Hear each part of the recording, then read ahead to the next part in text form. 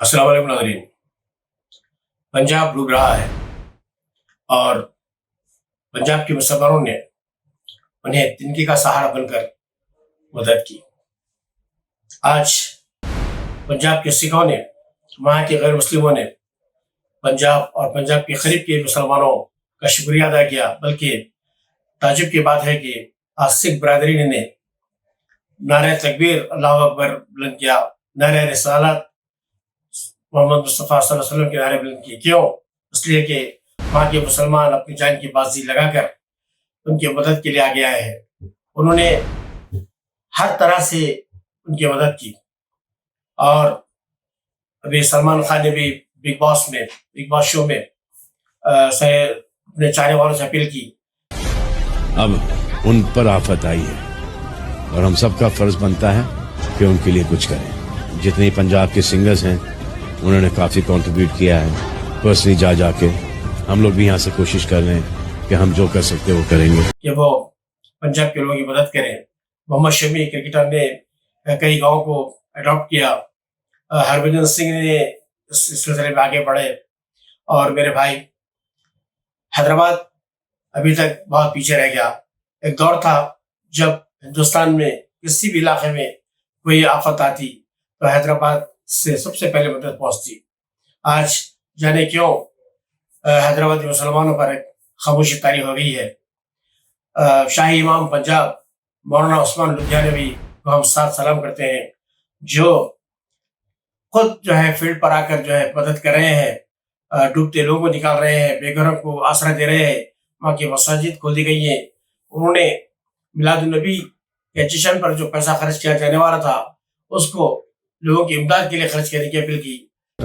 لیکن ایک ضروری اعلان پہلے مسجدوں والا میرا سنن.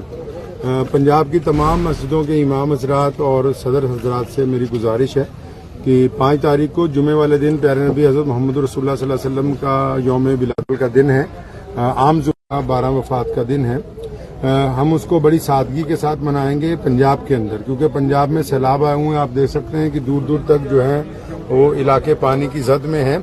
تو تمام مساجد کے امام حضرات سے گزارش ہے کہ جو بھی جلسوں کے اوپر اور جو پروگراموں پر پیسہ خرچ ہونا ہے اس کو اپنے اپنے علاقوں میں سیلاب زدگان کی مدد کے اوپر اس رقم کو خرچ کیا جائے. اتنا اچھا ہوتا اگر حیدرآباد کے مسلمان بھی اس کی تقلید کرتے، کیونکہ حضور اکرم صلی اللہ علیہ وسلم سے محبت تو آخری سانس تک ہماری جان باقی رہے گی.